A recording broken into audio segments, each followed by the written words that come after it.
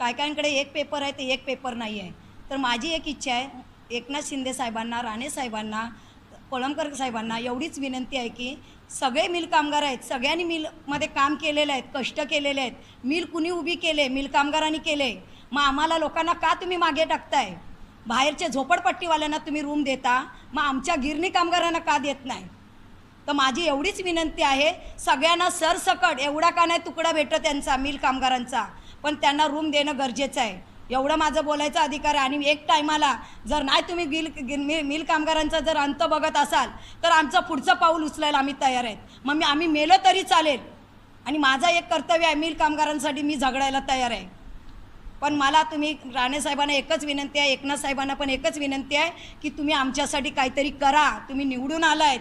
नाहीतर माझा एक विचार आहे, मिल कामगारांना सगळ्यांना सांगणार आहे इलेक्शन करू नका म्हणून. हे पण की मिल कामगारांनी